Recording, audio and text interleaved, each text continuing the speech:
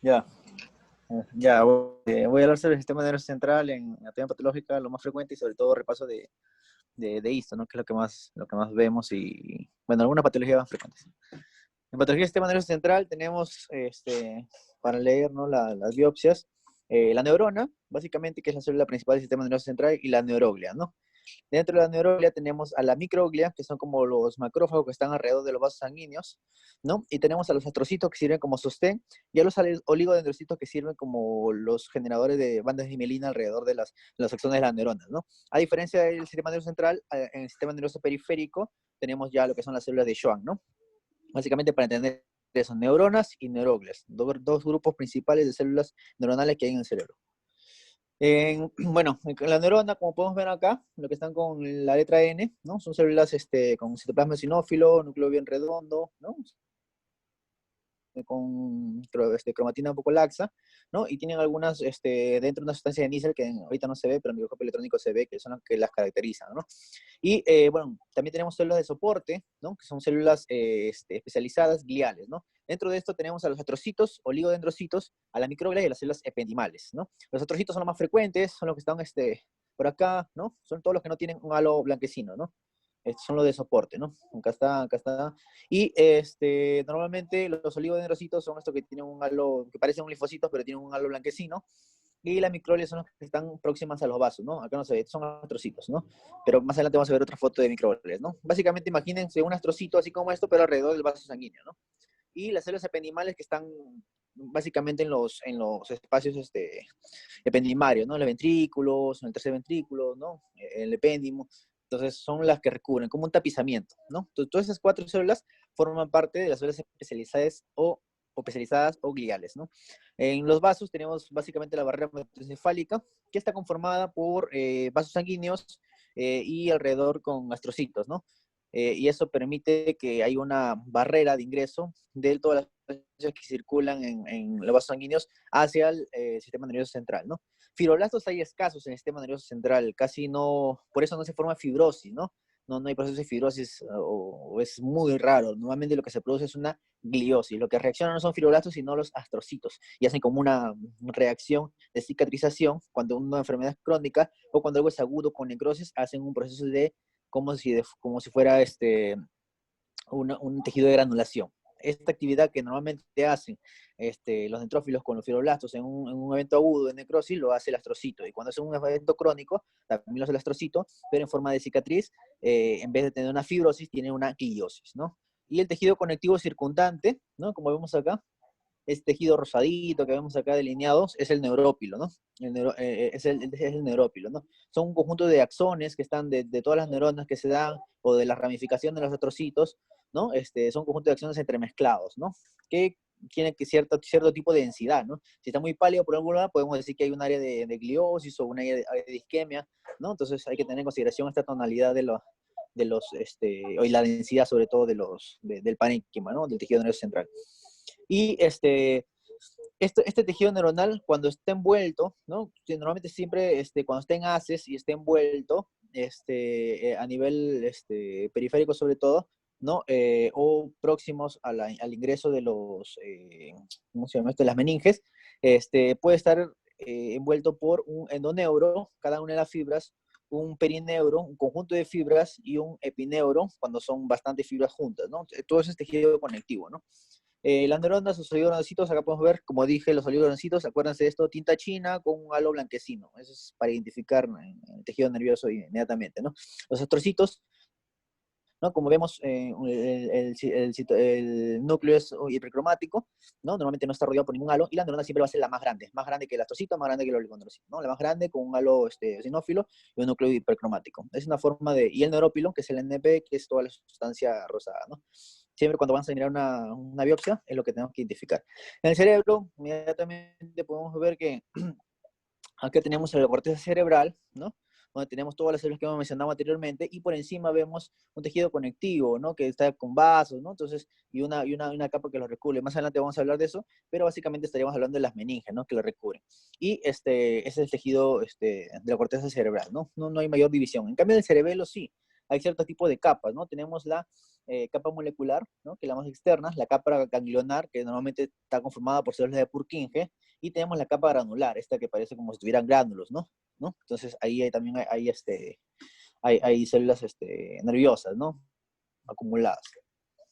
Bueno, básicamente el astrocito, como vemos, es una célula ramificada, ¿no? Es una célula ramificada que muchas veces también está alrededor de los vasos. Cuando está alrededor de los vasos y tiene funciones como de macrófago, se llama microglia, pero normalmente los astrocitos en sí también están alrededor de los vasos y permiten formar la barrera hematoencefálica, o sea, todas las sustancias nutrientes que vienen por acá, para que puedan pasar, hay como una unión de estas ramificaciones de los astrocitos con la parte de la capa externa ¿cómo se llama? Del vaso sanguíneo, ¿no? Entonces, eso permite formar una estructura bien densa que no es ultra selectiva, ¿no? Ultra selectiva. Entonces, bueno, básicamente está formado por proteína acídica glial fibrilar, ¿no? Que es el GFAP, ¿no? Esta proteína, que es la que se tiñe acá, el GFAP, ¿no? Permite vencer las ramificaciones de los astrocitos, ¿no? Y forma la barrera hematoencefálica, ¿no? Hay una glía limitante con respecto a la meninge, o sea, como habíamos visto anteriormente en la foto de la corteza, ¿no? Hay un límite donde ya comienza la meninge, ¿no? Entonces, antes de que comience la meninge, hay bastantes terminaciones, ramificaciones de los astrocitos que permiten generar como un límite, ¿no? Una glía limitante. Y a partir de ahí, hacia arriba, ya comienza lo que es la meninge, ¿no? Que es un tejido conectivo en sí, ¿no? Los astrocitos protoplasmáticos normalmente están mayormente en la sustancia gris y los astrocitos fibrosos están en la sustancia blanca, ¿no? Los astrocitos protoplasmáticos que están en la sustancia gris normalmente son de proyecciones cortas, no son tan largas, y los de la sustancia blanca son muchísimo más largas, ¿no? Y tienen esa característica que le da la característica más pálida, ¿no? A nivel de la sustancia blanca, ¿no? En la materia blanca tenemos, como hemos dicho, los astrocitos de elongados, ¿no? Y también tenemos a los oligodendrocitos, ¿no? En mayor abundancia, ¿no? Entonces, estos oligodendrocitos tienen un halo citoplasmático pálido, ¿no? Y están mielinizados, ¿no? Entonces, ¿cómo podemos reconocer por tinciones clásicas? Por tinción de mielina, básicamente, ¿no? Entonces, se tiñe la mielina, que es lo que está en azul, ¿no? Y podemos ver que estas células con núcleo, con un halo pálido, tienen estas proyecciones azules, ¿no? Que son la mielina. Entonces, los oligodendrocitos son los que vierten la mielina para las neuronas. Y lo que sí es importante saber es que los oligodendrocitos no son específicos de una determinada neurona, o sea, no envuelven a una determinada neurona, sino envuelven a muchas a la vez, ¿no? Entonces, son células importantes para la transmisión, para la transmisión eléctrica, ¿no? De las neuronas. Acá tenemos un oligodendrocito, igual con bastantes proyecciones, ¿no? Dentro del neurópilo, y como vemos acá, el entrecruzamiento, ¿no? Un mismo oligodendrocito entrecruza y envuelve, ¿no? A un axón determinado de una neurona determinada, por otro lado envuelve a otro axón, ¿no? Entonces, pueden envolver a muchísimas neuronas a la vez, ¿no? Entonces, eso permite generar la banda de mielina alrededor del sistema nervioso central a nivel de las neuronas. Las microglias, como dije, su origen es mesenquimatoso, ¿no? El origen no es neuroectodérmico, el origen es mesenquimatoso, básicamente es de mesodermo, ¿no? Y tiene características más que todo de macrófago, ¿no? Entonces, hay una forma de teñirlas que es la aglutinina de ricinus, ¿no? Que es una tinción especial, y se une al azúcar de las membranas de estas células, ¿no? Que son importantes, ¿no? Acá, por ejemplo, se pueden teñir y se puede ver que también son ramificadas, ¿no? Y al costado hay un oligodendrocitos que podemos observar, ¿no? Entonces, estos marcan CD68 como la mayoría de macrófagos que hay en cualquier parte del cuerpo, entonces son consideradas como un macrófago del sistema nervioso central, las microglias. Después las células ependimarias básicamente son las que tapizan o recubren todos los ventrículos, ¿no? El epéndimo, el tercer ventrículo, todo lo que son las cavidades internas donde circula el líquido cefalorraquídeo, ¿no? Son células alargadas de revestimiento, ¿no? Más o menos casi cúbicas o cilíndricas, ¿no? No presentan membrana basal, no presentan membrana basal. Y acá lo curioso es que en estos lugares lo que hacen es se proyectan, se adelgazan y se fusionan ya con algunas proyecciones de los astrocitos, ¿no? Como vemos acá, ¿no? Se fusionan con los astrocitos. Entonces, es una característica para saber si un tejido, por ejemplo, extraído del sistema nervioso central corresponde al epéndimo o al tapizamiento ependimario, es que no tiene membrana basal, ¿no? Entonces, es fácilmente reconocible. En la pía madre básicamente son procesos de fibras de colágeno, ¿no? Que vendría a ser esta de acá, ¿no? Fibra de colágeno, de elastina y algunos fibroblastos, ¿no? Asociados a procesos astrocíticos que están ya por debajo, ¿no? En este caso, por ejemplo, este de acá sería la pía madre, ¿no? Acá está la corteza ya, ¿no? Y bueno, es la más delgada de las tres capas, ¿no? El paquimeninges, que es la dura madre, el leptomeninges, que es la pía madre con la aracnoides, ¿no? La pía madre es la capa más delgada y por encima está la aracnoides, ¿no? Entonces la aracnoides es toda esta capa que vemos acá, ¿no? Es una capa de cisternas cavernosas en forma de telaraña, ¿no? Donde circula el líquido cefalorraquídeo, ¿no? En estos espacios cavernosos circula el líquido cefalorraquídeo, sin embargo, los vasos sanguíneos circulan por dentro, ¿no? Aislados, obviamente, del líquido cefalorraquídeo, también circulan vasos sanguíneos, ¿no? Hablo sobre todo de las arterias subaranoideas, ¿no? Y entre la pía madre y la aranoides aún hay un espacio subaranoideo, ¿no? Que contiene la cisterna, ¿no? Del líquido cefalorraquídeo que mencioné y conecta los tres orificios de los ventrículos, ¿no? Esas células aranoideas son aplanadas, ¿no? Y estos vasos sanguíneos de la aranoide siempre van pegadas a la pía madre, a la parte de abajo, ¿no? Incluso menciona que se fusiona la adventicia vascular, se fusiona con la pía madre, ¿no? Entonces es un poquito difícil de diferenciar de dónde parte, pero parecería que todo fuera una misma unidad, pero realmente es un vaso sanguíneo dentro de la caverna del aracnoides, ¿no?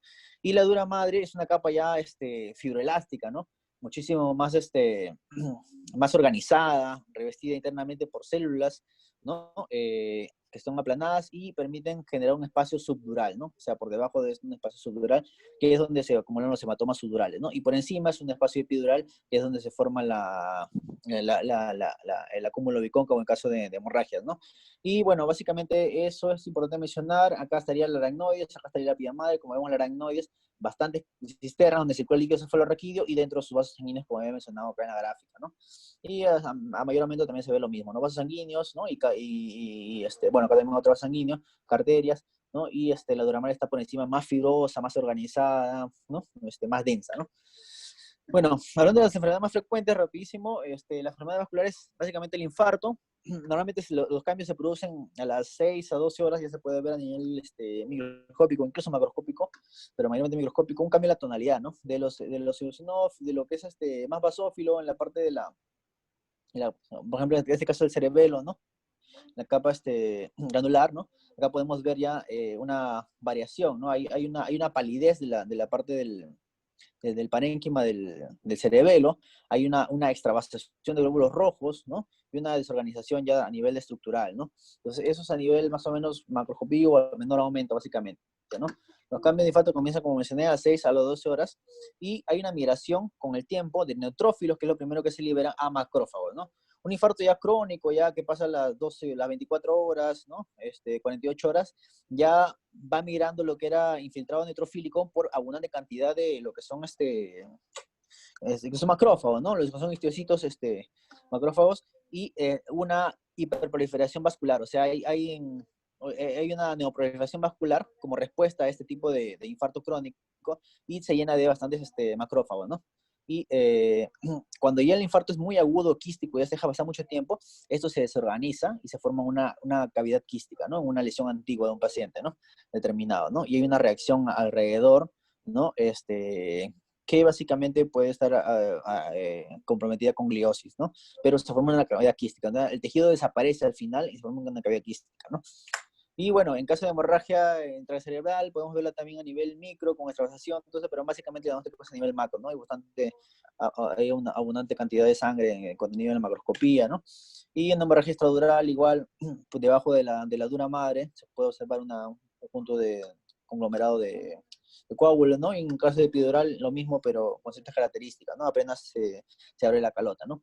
En infarto de la arteria cerebral media podemos observar esto, básicamente una extravasación de glóbulos rojos, ¿no? Con un área de isquemia, ¿no? Alrededor, en este caso, de estas zonas que son zona de la cerebral media, ¿no? Alrededor de los ganglios, pero básicamente temporales, ¿no?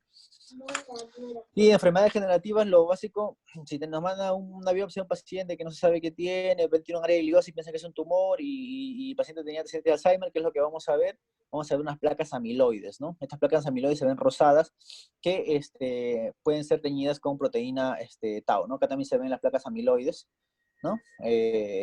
Básicamente esto y acá también, ¿no? A nivel de parénquima, ¿no? Pero básicamente esas placas son específicas, ¿no? Y estas distinciones ya con la inmunohistoquímica para proteína tau, y se ven incluso en lugares donde no hay estas placas que son más, se podría decir, patognomónicas, ¿no? De la enfermedad de Alzheimer. Y en la enfermedad de Parkinson ocurre normalmente una pérdida de la sustancia negra, ¿no? Hay déficit de dopamina, el paciente tiene rigidez, como sabemos, todos los síntomas clínicos del paciente con Parkinson. Y la neurona, normalmente una neurona tiene en su interior neuromelanina, ¿no? Y están rodeando en su interior de esta neurona a lo que se llaman los cuerpos clásicos de Lewis, ¿no? Pero este cuerpo clásico de Lewis tiene un halo blanquecino alrededor, que es lo que le da esa característica típica de la enfermedad de Parkinson, ¿no? Esta tinción eosinofílica, ¿no? Redondeada, está formada por alfa-sinucleína, ¿no? Entonces, esto es un cuerpo clásico de Lewis, que es diferente a lo que es la demencia por cuerpos Lewis, ¿no? Es diferente. O sea, tiene algunas características, pero en el cuerpo de Lewis no tiene este halo. Solamente tiene este concentrado de alfa-sinucleína, nada más, en múltiples lesiones del cerebro, ¿no? Esto normalmente en Parkinson se da a nivel de sustancia negra, ¿no? Demencia cuerpos leve, ¿cómo se ve? Acá observamos las lesiones eosinofílicas de las neuronas, ¿no? Degeneradas, pero no hay un halo blanquecino acá, es porque este halo ya es netamente del citoplasma, ¿no? Pero no hay ese halo blanquecino ni tampoco esa tinción que habíamos visto anteriormente. Y estos están ubicados normalmente en casi la extensión del parénquima, ¿no? Cerebral, ¿no? Y también tiene alfa-sinucleína si uno quisiera hallarlos. Obviamente es más que todo un diagnóstico ya asociado a la clínica, asociado a las imágenes, ¿no? Porque tiene que encontrarse en varios lugares a la vez.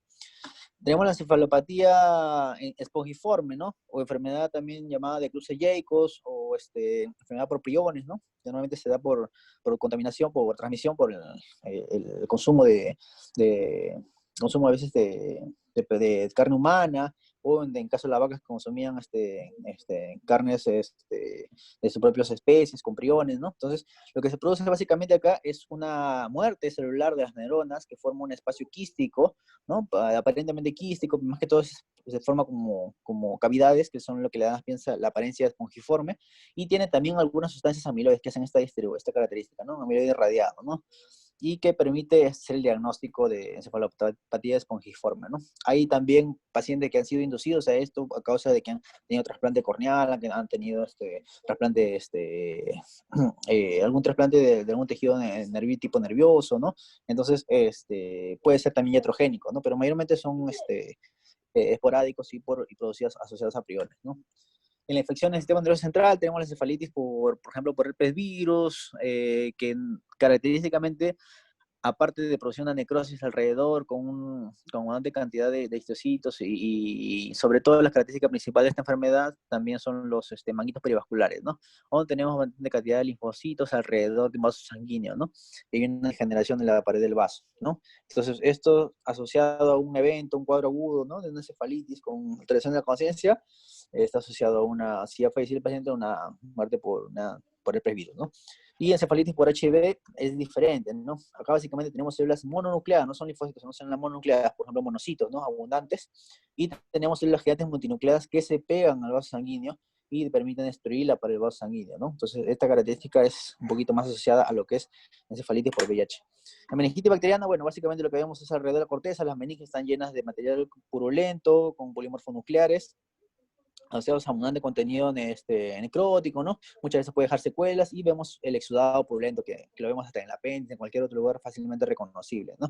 Estos pacientes normalmente, si es que no sobreviven, se pueden encontrar esos hallazgos. Si sobreviven, puede tener secuelas, ¿no? Igual que la encefalitis. Enfermedades mielinizantes primarias, la esclerosis múltiple, básicamente lo que vemos es, ¿no? Un poquito de desmielinización, ¿no? Pérdida de ese neurófilo o sinófilo que he mencionado, que es por la de los axones, hay una pérdida, una palidez, ¿no? En áreas puntuales específicas del cerebro, que se puede detectar incluso por algún, pero básicamente es el hallazgo principal. También se observa manguitos perivasculares, ¿no? Leucocitos alrededor de lo que es el vaso sanguíneo, ¿no? Entonces es un hallazgo que no es patognomónico netamente de infecciones. Estos manguitos perivasculares también se pueden observar en trombos sépticos, ¿no? Cuando pasan a meninges, por ejemplo, una vegetación por endocarditis puede permitir la liberación de trombos sépticos a nivel de las meninges y formar manguitos perivasculares, ¿no? Bueno, un tumor en nervio central, bueno, básicamente hay un montón o una gran variedad de tipos de tumores. Anteriormente se clasificaban lo más frecuentes eran los gliomas, ¿no? Y se clasificaban en astrocitos y oligodendrogliales, ¿no? En la Organización Mundial de Salud de 2007, pero ahora en el 2016, ¿no? Que es lo que se está utilizando, se ha dividido ya lo que son focales y lo que son difusos, ¿no? O sea, focales son mayormente los que son de bajo grado, ¿no? Grado 1, máximos, bueno, mayormente son grado 1, ¿no? Atristoma pilocítico es el principal, el máximo representante, ¿no? No hay tanta atipia celular, no hay tanta mitosis, ¿no? Entonces es uno de los más leves, se podría decir, ¿no? Y se han asociado otros adicionales dentro de este grupo, como astrocitoma subependinomario células gigantes, santoastrocitoma pleomórfico, santoastrocitoma pleomórfico anaplásico, ¿no? O sea, tienen de todas maneras buen pronóstico para lo que es el tratamiento, ¿no? Y los difusos que están en diferentes lugares del parénquima, ¿no? Ahí tenemos el grado 2, que es el astrocitoma difuso, el astrocitoma anaplásico, que es el grado 3, ¿no? Y al glioblastoma, que es el grado 4, ¿no? Es el mayor grado, el más, con el peor pronóstico, ¿no? Y los oligodendroblomas, ¿no? Que tampoco no tienen un buen pronóstico, ¿no? Aquí hay una clasificación nueva, en base ya a los que son tumores, de otro tipo de origen, ¿no? Si es, meninquio, si es, neuronal mixto, ¿no? Hay ciertas variedades, pero actualmente se está estilando un poco lo que es, como vemos aquí en el artículo, ya la clasificación molecular, ¿no? Porque eso apoya bastante a lo que es el tratamiento, ¿no? En lo que se llama el terasnóstico, o sea, hacer un buen diagnóstico para un tratamiento específico, ¿no? Entonces, acá, por ejemplo, en caso de los glioblastomas y los astrocitomas, sobre todo anaplásicos o difusos, importa mucho, que es lo que la clasificación se está utilizando en base a un gen, ¿no? Que es el gen del isocitrato de deshidrogenasa, IDH1 y 2. ¿Por qué? Porque esto permite diferenciar muchas veces a los astrocitomas, sobre todo los astrocitomas de bajo grado, que son, bueno, no tan bajo grado, los astrocitomas de grado 2, ¿no? O el anaplásico, que es el grado 3, ¿no? Permite diferenciar la gliosis, ¿no? Que la gliosis básicamente es como una fibrosis, una cicatrización, que puede confundir si está una lesión nodular en el cerebro, se puede aparecer neoplásico. Entonces, ¿cómo se diferencia? Si a veces tienen casi la misma característica, ¿no? Entonces, acá tenemos un área de gliosis, a veces no es difícil diferenciar de un astrocitoma grado 2 o anaplásico, ¿no? ¿Cómo hacemos? Entonces, se hace una tinción inmunohistoquímica para el IDH, ¿no? Para este gen. Entonces, vemos que la gliosis nunca va a pintar esto porque esto pertenece ya a una mutación, ¿no? Entonces, el glioblastoma grado 2 y el anaplásico sí tiñen el IDH, ¿no? Tiñen el IDH, entonces podría dirigirnos hacia al diagnóstico ya de una patología, ¿no? De un astrocitoma, ¿no? Acá están las nuevas, los criterios de clasificación más frecuentes dentro de los glioblastomas, como el mencioné, el IDH nativo o un IDH mutante, ¿no? Entonces, normalmente lo de IDH nativo, normalmente son el 90% de los glioblastomas, tiene mal pronóstico, ¿no? En cambio, cuando es mutante, tienen un mejor pronóstico. ¿Por qué? Porque estos vienen de un astrocitoma difuso y de un astrocitoma anaplásico, o sea, de un grado 2 y grado 3, ¿no? Y como tienen ese antecesor, su pronóstico es muchísimo mejor, a diferencia del que sí tiene IDH nativo y pinta fuerte, ¿no? En esa tinción IDH, tiene mal pronóstico, ¿no? El glioblastoma primario tiene mal pronóstico. Y en cuanto a los que son los otros tumores más frecuentes, los meningiomas, ¿no? Hay que ver la cantidad de mitosis, hay que ver si hay invasión cerebral. Unos criterios característicos histopatológicos son nuclear prominente, necrosis, celularidad aumentada, pérdida de un patrón estructural, ahorita vamos a ver eso.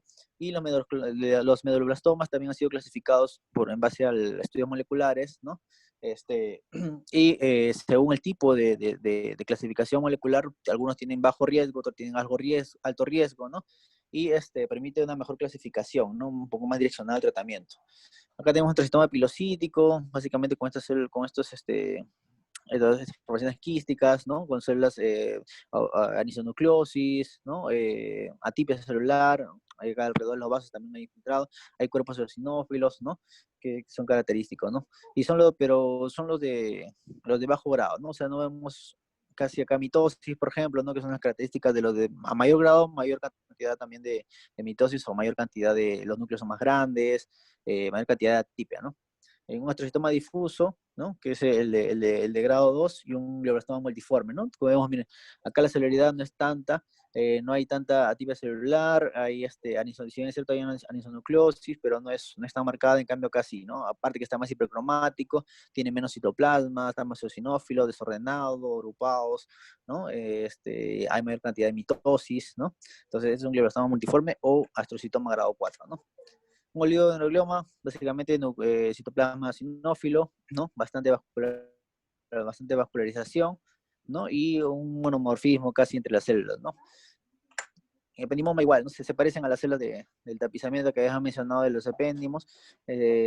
Normalmente son células hipercromáticas, con escaso citoplasma, ¿no? Acumulados y de aspecto monomórfico también, ¿no? Casi todos tienen la misma forma y tienen ciertas características también de distribución anatómica, ¿no? Según las imágenes. El meningiomas igual, ¿no? De los meningiomas con citoplasma sinófilo, ¿no? Y hay algunos cuerpos de Samoma que se pueden formar, ¿no? Que también pueden ser características. Como vemos acá, el meningiomas obviamente es de las meninges, acá observamos una protrusión que parte de las meninges, ¿no? Que es característica de los meningiomas a nivel macro, ¿no? Y los schwannomas en tumores periféricos, bueno, básicamente son células un poquito alargadas con citoplasma sinófilo, ¿no? Ligeramente fotocelulares, ¿no? Y que están asociados también a vasos sanguíneos, ¿no? Eso obviamente en el sistema nervioso periférico. Y el neurofibroma tiene mayor cantidad es un citoplasma un poquito más, ligeramente más laxo, pero con células característicamente fotocelulares, ¿no? Fotocelulares y bien alargadas, ¿no? Y los bordes son, puntiagudos, ¿no? Y bueno, acá están las principales características que mencioné de cada uno y bueno, esto se podría hacer para después hacer un recordaris, ¿no? Cuando uno quiere identificar algunas estructuras. Y bueno, sería todo como un resumen de sistema nervioso, porque había un caso que, bueno, no pude presentar hoy día porque se me hizo difícil para conseguir la foto porque se abrió la macro y, no se abrió la macro, o sea, la macro está ahí, ya está leído ya el caso, está salido, pero la pieza que había guardado se ha desechado, ¿no? Entonces mi celular, yo tenía ahí los datos y